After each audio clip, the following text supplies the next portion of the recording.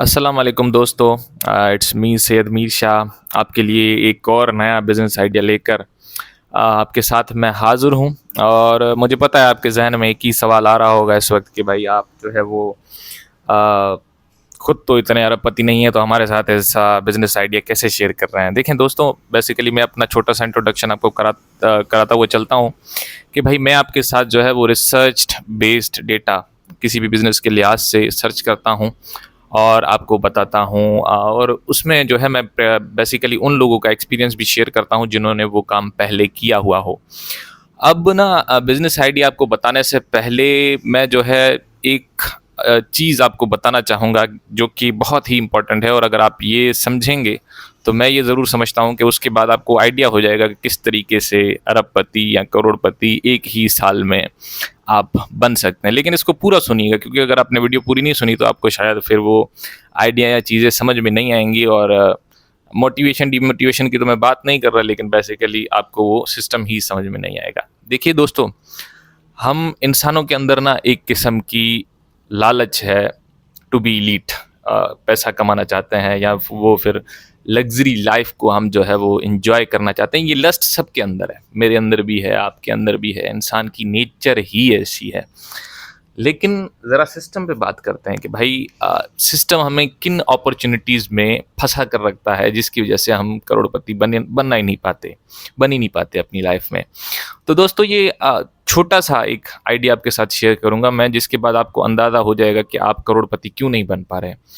देखिए दोस्तों, दुनिया में अगर आप इलीट देखें और उनके सारे बिजनेसेस देखें तो आपको तीन ही बिजनेस मिलेंगे। वो सबसे पहले इलीट में से कोई ना कोई एग्रीकल्चरिस्ट होगा, उसके बाद कोई ना कोई इंडस्ट्रियलिस्ट होगा, और अगर ना भी हुआ तो वो ट्रेडर होगा। यानी ये तीनों शोबे जो हैं वो इलीट क्लास के बेसिकली होते हैं। आपने किसी भी इलीट को for the sake of money कभी भी ब्यूरोक्रेसी में जाते हुए नहीं देखा होगा। हाँ, for the sake of the power ये एक अलग बात है कि वो लोग पावर सीख करने के लिए कोई ना कोई ब्यूरोक्रेसी ज्वाइन कर लेते हैं या फिर पॉलिटिक्स ज्वाइन करते हैं, तो इस वजह से ताकि उनको पावर मिल सके, क्योंकि प्रोटेक्शन भी चाहिए होती है।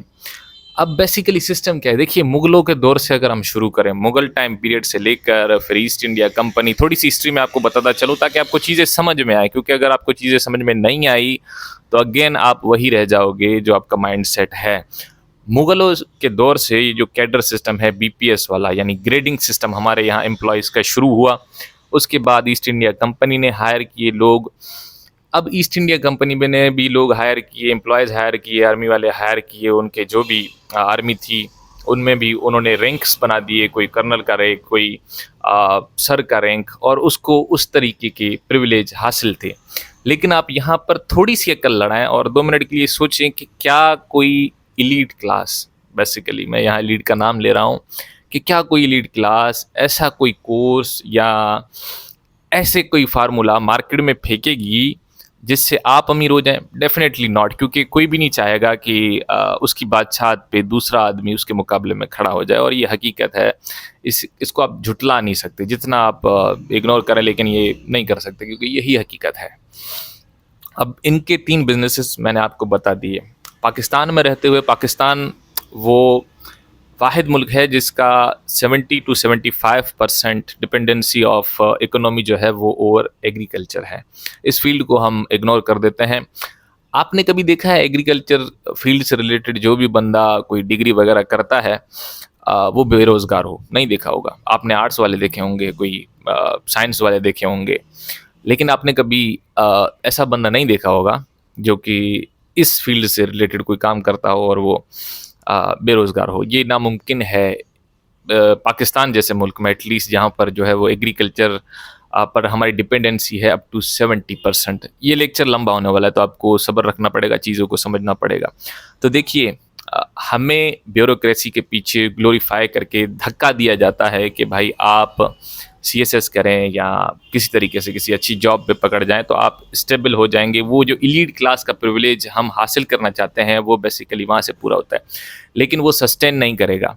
सस्टेन इसलिए नहीं करेगा क्योंकि अगर कोई इंसान उसमें बदनीयती ना करे, करप्शन ना करे, तो आई थिंक जो इस वक्त उसको प्रिविलेज हासिल हैं, आप चाहे इंटरव्यूज़ देख लें, हज़ारों इंटरव्यूज़ आपको मिलेंगे ब्यूरोक्रेसी वालों के, या ऑफिसर्स के, जो कि मैं ये समझता हूँ कि करप्ट नहीं हैं, ऑनेस्ट ऑफिसर्स हैं, तो वो यही कहते हैं कि इस खर्चे से हमारा घर पानी अच्छा चल जाता है, लेकिन वो फिर भी लीड में शामिल नहीं होते और वो सस्टेन भी नहीं कर पाते। और सस्टेन ना करने की सबसे बड़ी वजह यही है कि वो जितना भी कमा ले उस अरसे में, चाहे कोई करप्ट भी हो, वो चाहे जितना भी कमा ले उस अरसे में, वो इन दी एंड उसकी दौलत को हिट नहीं कर पाएगा और वो एक पीढ़ी ही चलेगी, यानी वन जनरेशन। लेकिन ये जो जमींदारी है, इंडस्ट्रियलिस्ट हैं या फिर व्यापारी, आसान जबान में ट्रेडर में नहीं कहता, व्यापारी, ये पीढ़ी दर पीढ़ी चलती है, वन जनरेशन, सेकंड, थर्ड। उनको बस एक ही काम करना होता है, जो उनके अब्बा ने फॉलो किया वही चीज़ें फॉलो करनी होती है। बेसिकली ये मेरे पास अभी प्रिंस पड़ी हुई है, जिसमें मकावेली कहता है कि भाई एक बादशाह के लिए बड़ा ही आसान है अपनी सल्तनत को चलाना, जो कि उसकी पीढ़ियों से चलती हुई आ रही है। उसको बस वहाँ पर कुछ ज़्यादा नहीं करना, बल्कि सिर्फ यही करना है कि जो उसके अब्बा व अजदाद ने किया वही करता रहे, तो वो वहाँ पर सस्टेन करता रहेगा। अब आते हैं मेन चीज़, जो कि है बिजनेस आइडिया, कि भाई आप कैसे अरबपति बन सकते हैं। देखिए, अरबपति बहुत बहुत छोटा लफ्ज़ है यहाँ पर, क्योंकि जिस बिज़नेस का मैं आपके साथ डिस्कस करने वाला हूँ ये बहुत ज़्यादा आपको पैसे देने वाला है। देखिए, मैं एग्रीकल्चर से वाबस्ता हूँ, मैं डेयरी फार्म से वाबस्ता हूँ, तो मैं उसी फील्ड की फ़िलहाल बात करूँगा।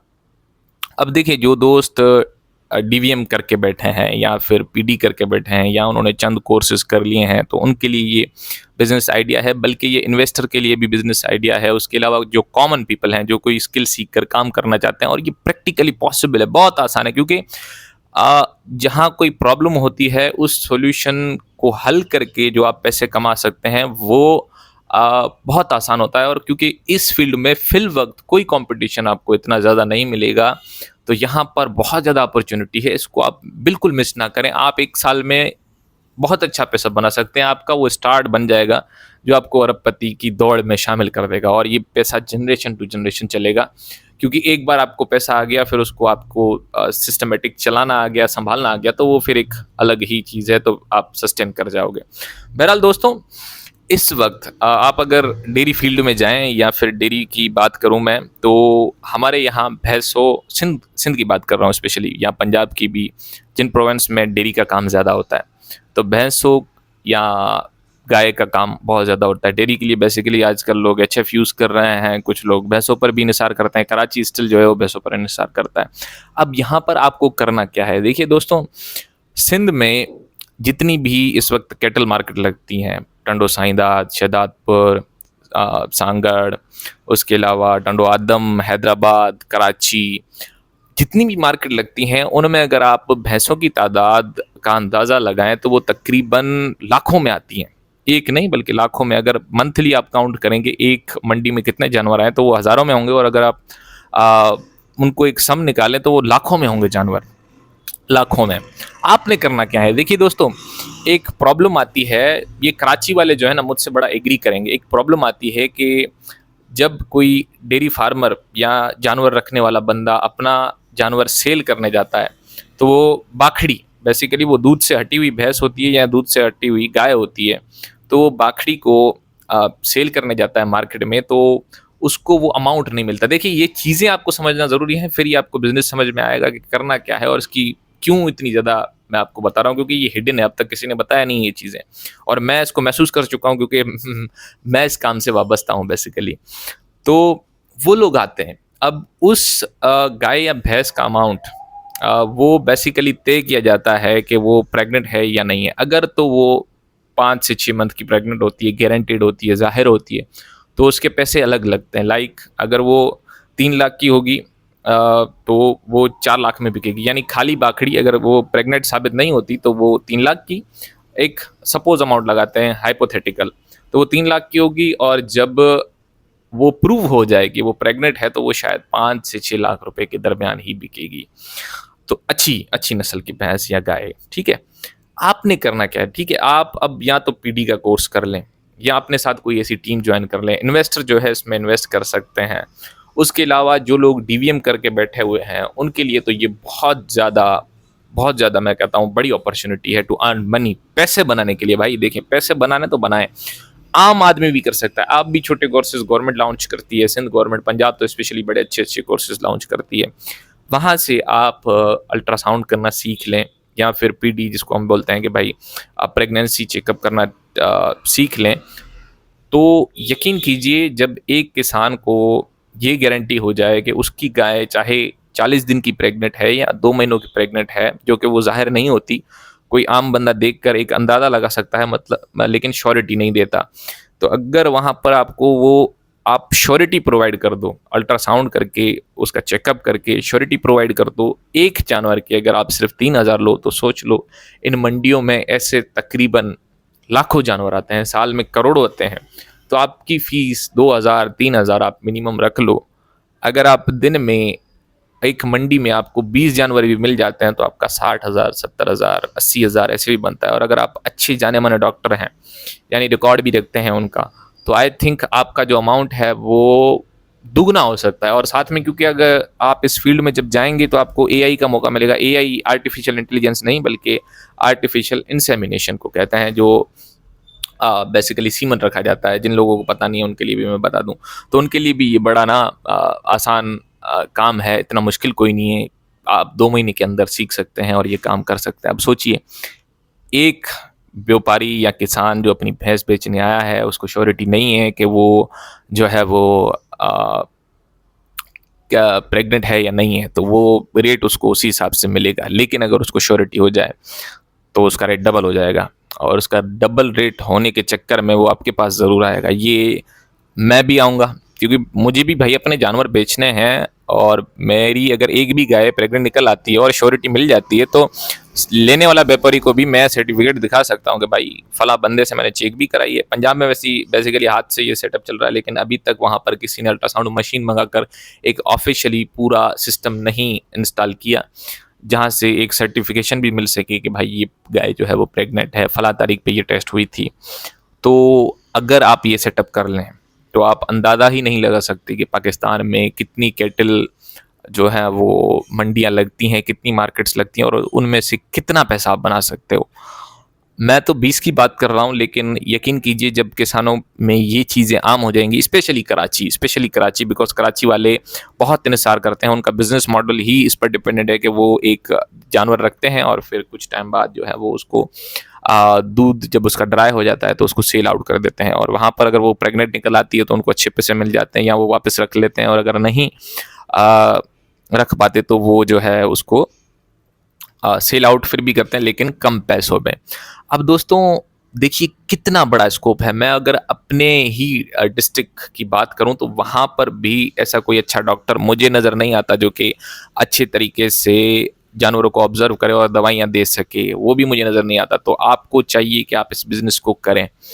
अब दोस्तों मज़ीद डिटेल अगर किसी को चाहिए हो तो वो मेरे से रब्ता कर सकता है। और मैंने बहुत सारी वीडियोस दूसरे जो है वो बिजनेसेस पर भी बनाई हुई हैं, रिसर्च बेस हैं, एक्सपीरियंस लोगों से मैंने डिस्कशन करके ये सारी चीज़ें आपके साथ डिस्कस की हैं। तो दोस्तों मैं अब आपसे इजाज़त चाहूँगा। उम्मीद है आपको ये चीज़ें समझ आई होंगी कि आप ब्यूरोक्रेसी से सिक्योरिटी तो हासिल कर सकते हैं, एक स्टेबल या फिर सस्टेनेबल प्लेटफॉर्म पर तो पहुंच सकते हैं, लेकिन आपकी जो लस्ट है एलीट या रिच बनने की वो पूरी नहीं हो सकती। वो इन तीनों फील्ड से पूरी होगी, जिसमें से एक आइडिया जो सबसे बड़ा खाल है, नीड है, जिसकी सोल्यूशन निकाल कर आप अरबों रुपए कमा सकते हैं अभी। क्योंकि अगर मार्केट में आपने स्टार्ट किया तो, क्योंकि अभी कोई कंपटीशन नहीं है वहाँ पर। जैसे फाइबर का स्टार्टिंग में हुआ था, वहाँ कोई कंपटीशन नहीं था तो नए लोगों ने बहुत ज़्यादा कमाया। तो अभी इस फील्ड में कोई है नहीं, और अनफॉर्चुनेटली लोगों को ये फील्ड भी बड़ी गंदी लगती है, लेकिन पैसा यहाँ पर है। तो दोस्तों अगर आपको ये बिज़नेस आइडिया समझ आया तो नीचे कमेंट में जो चीज़ें मैंने मिस की हैं या मेरे से गलत हुई हैं तो मुझे ज़रूर बताइएगा, क्योंकि मैं भी रिसर्च करता हूँ, एक्सपीरियंस लोगों से बातें करता हूँ, और फिर ही जो है आपके साथ बिजनेस आइडियाज शेयर करता हूँ। आप मेरी वीडियोस देख सकते हैं, यूकलिप्टस फार्मिंग पे मैंने लगाई थी, और उसके अलावा गॉड फार्मिंग पे मैं लगा चुका हूँ, उसके अलावा डेयरी फार्मिंग पे मैं लगा चुका हूँ, तो आप इसी चैनल पर देख सकते हैं। तो उम्मीद करता हूँ आपको ये वीडियो पसंद आएगी। लाइक कमेंट शेयर ज़रूर कीजिएगा, क्योंकि आपकी इन्हीं चीज़ों से मुझे मोटिवेशन मिलेगी और मैं आपके साथ और ज़्यादा अच्छे आइडियाज़ शेयर कर पाऊँगा। तो मैं आपसे इजाज़त चाहूँगा, लेकिन in the end sorry for the mess. मैं रात से लगा हुआ था इन टॉपिक्स पे रिसर्च करने के लिए, तो ये सारा बेड़ा गर्क हुआ पड़ा है भाई। तो ये भी हुआ पड़ा है, लैपटॉप भी मैंने अभी तक बंद नहीं किया अपना। तो सुबह सुबह उठ के ही, लाइट भी नहीं है, मैंने वीडियो बनानी थी और मैं शुरू हो गया। So thank you so much. अगर आपको वीडियो पसंद आए तो इसको अगेन लाइक और मेरे चैनल को सब्सक्राइब ज़रूर कीजिएगा। जज़ाकल्लाह खैर।